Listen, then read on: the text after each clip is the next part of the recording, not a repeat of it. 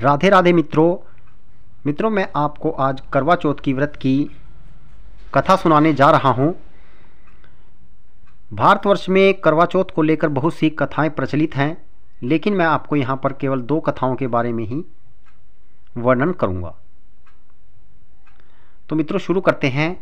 मान्यताओं के मुताबिक एक साहूकार के 7 बेटे और एक बेटी थी। करवा चौथ का दिन था। घर में साहूकार की पत्नी, बहुएं, बेटियों ने करवा चौथ का व्रत रखा। त्योहार के दिन घर में पकवान बने, सभी खाने के लिए बैठे। चांद अभी नहीं निकला था, इसलिए घर के सिर्फ पुरुषों को खाना खाने के लिए बैठ गए। रात का समय था। साहूकार के बेटे खाने के लिए बैठ गए। उन्होंने अपनी बहन को भी खाने के लिए आमंत्रित किया, लेकिन बहन ने इसका जवाब दिया कि भाई अभी चांद नहीं निकला है, उसके निकलने पर अर्घ देकर भोजन करूंगी। बहन की इस बात को सुन भाइयों ने बहन को खाना खिलाने के लिए घर से दूर नगर में जाकर आग लगा दी और छलनी लाकर बहन को उसमें से प्रकाश दिखाकर कहा कि बहन चांद निकल आया है, अर्घ देकर भोजन कर लो। यह बात सुनकर उसने अपनी भाभियों से कहा कि आओ तुम भी चंद्रमा को अर्घ दे लो, लेकिन भाभियां जानती थी कि यह छल है। उन्होंने कहा बाई जी अभी चांद नहीं निकला है, तेरे भाई तेरे से धोखा कर रहे हैं। अग्नि का धोखा करते हुए अग्नि का प्रकाश छलनी से दिखा रहे हैं। भाभियों की बात का उसने यकीन न करके अपने भाइयों की बात मानी और चांद समझकर उस अग्नि के प्रकाश को ही अर्घ देकर भोजन कर लिया। इस तरह उसका व्रत टूट गया और भगवान श्री गणेश अप्रसन्न हो गए। करवा चौथ के कुछ दिनों बाद उसके पति बहुत बीमार हो गए और घर का सब कुछ उसके इलाज में लग गया। जब उसे एहसास हुआ कि यह सब करवा चौथ के व्रत के टूटने के कारण हुआ है, तो पश्चाताप के लिए उसने भगवान गणेश की पूरे विधि विधान से पूजा की और चतुर्थी का व्रत करना शुरू कर दिया। भगवान गणेश उसकी भक्ति को देख प्रसन्न हुए और उसके पति को स्वस्थ जीवन दान दिया। उसे सभी प्रकार के रोगों से मुक्त करके धन संपत्ति वैभव से युक्त कर दिया। ऐसा कहा जाता है कि इस प्रकार यदि कोई मनुष्य छल कपट अहंकार लोभ लालच का त्याग कर श्रद्धा और भक्ति से पूर्वक चतुर्थी का व्रत को पूर्ण करता है, तो वह जीवन के सभी दुखों और क्लेशों से मुक्त होता है और सुखमय जीवन व्यतीत करता है। करवा चौथ की दूसरी कथा। एक बार अर्जुन तपस्या करने के लिए नीलगिरी पर्वत पर गए थे। कई दिनों तक उनकी कोई खबर न मिलने पर चिंतित पत्नी द्रौपदी ने श्री कृष्ण भगवान का ध्यान कर अपनी चिंता व्यक्त की। तब श्री कृष्ण ने यह कथा द्रौपदी को सुनाई और करवा चौथ के व्रत का महत्व बताया। श्री कृष्ण जी कहते हैं, द्रौपदी, पति की सुरक्षा से जुड़ी इसी तरह का प्रश्न एक बार माता पार्वती ने महादेव जी से किया था। तब महादेव जी ने माता पार्वती को करवा चौथ का व्रत बतलाया था। इस व्रत से पत्नी अपने पति की रक्षा कर सकती है। सुनो द्रौपदी, प्राचीन काल में एक ब्राह्मण के 4 बेटे और एक बेटी थी।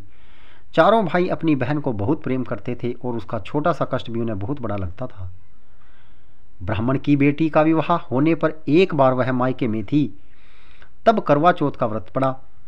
उसने व्रत को विधि पूर्वक किया। पूरे दिन निर्जला रही। उसके चारों भाई परेशान थे कि बहन को प्यास लगी होगी, भूख लगी होगी, पर बहन चंद्रोदय के बाद ही जल ग्रहण करेगी। भाइयों से बहन को भूखा प्यासा देखकर रहा न गया और उन्होंने शाम होते ही बहन को बनावटी चंद्रोदय दिखा दिया। एक भाई पीपल के पेड़ पर छलनी लेकर चढ़ गया और दीपक जलाकर छलनी से रोशनी छितरा दी। तभी दूसरे भाई ने नीचे से बहन को आवाज दी, देखो बहन चंद्रमा निकल आया है, पूजन कर भोजन ग्रहण कर लो। बहन ने ऐसा ही किया। भोजन करते ही उसके पति की मृत्यु का समाचार मिला। अब वह दुखी हो विलाप करने लगी। उस समय वहां से रानी इंद्राणी निकल रही थी। उनसे उनका दुख देखा न गया। वह विलाप करती हुई ब्राह्मण कन्या के पास गई। तब ब्राह्मण कन्या ने अपने इस दुख कर्म पूछा। तब इंद्राणी ने कहा, तुमने बिना चंद्र दर्शन किए ही करवा चौथ का व्रत तोड़ दिया, इसलिए यह कष्ट हुआ। अब तुम वर्ष भर में आने वाली चतुर्थी तिथि का व्रत नियम पूर्वक करने का संकल्प ले लो, तो तुम्हारे पति जीवित हो जाएंगे। ब्राह्मण कन्या ने रानी इंद्राणी के कहे अनुसार चौथ के व्रत का संकल्प किया। इस पर उसका पति जीवित हो उठा और वह पुनः सौभाग्यशाली हो गई। इसलिए प्रत्येक स्त्री को अपने पति की दीर्घ आयु के लिए यह व्रत करना चाहिए। द्रौपदी ने यह व्रत किया और अर्जुन सकुशल मनोवांछित फल प्राप्त कर वापस लौट आए। तभी से हिंदू महिलाएं अपने अखंड सुहाग के लिए करवा चौथ का व्रत करती हैं। हमें करवा चौथ की पूजा करने के बाद माता की आरती जरूर करनी चाहिए। आरती कुछ इस प्रकार है। आरती करवा माता की। ओम जय करवा मैया, माता जय करवा मैया, जो व्रत करे तुम्हारा पार करो नैया।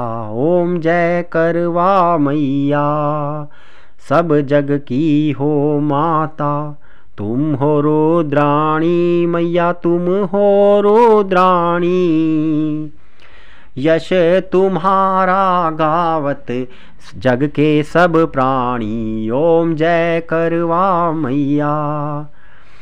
कार्तिक कृष्ण चतुर्थी, जो नारी व्रत करती मैया, जो नारी व्रत करती, दीर्घायु पति पावे, दुख सारे हरती। ओम जय करवा मैया।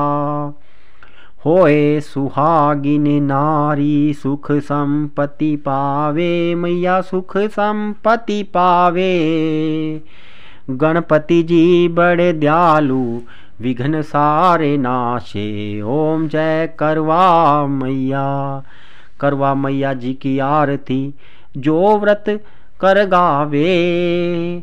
करवा मैया जी की आरती, व्रत कर जो गावे। व्रत पूरा हो जात, व्रत हो जाता पूर्ण, सभी विधि सुख पावे। ओम जय करवा मैया, मैया जय करवा मैया। मित्रों, मैंने अपनी अल्प बुद्धि से माता की है कथा और आरती आपको सुनाई है। यदि इसमें कोई त्रुटि रह गई हो तो उसके लिए माता से मैं क्षमा प्रार्थी हूँ। यदि मेरे द्वारा सुनाई गई यह कथा आपको अच्छी लगे तो इसे शेयर ज़रूर कीजिएगा। वीडियो देखने के लिए आप सभी का धन्यवाद।